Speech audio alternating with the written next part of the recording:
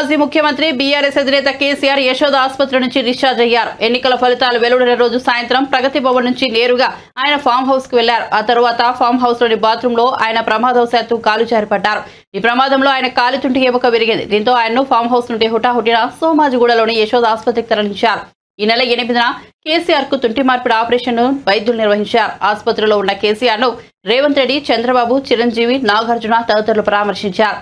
కాసేపటి క్రితం ఆయన యశోద ఆసుపత్రి నుంచి బంజారా హిల్స్, నందినగర్ లో ఉన్న తన నివాసానికి బయలుదేరారు. పూర్తిగా కుదుట పడేంత వరకు ఆయన తన ఇంట్లో విశ్రాంతి తీసుకోనున్నారు. కేసీఆర్ కోలుకోవడానికి 6 నుంచి 8 వారాల సమయం పడుతుందని డాక్టర్లు తెలిపారు.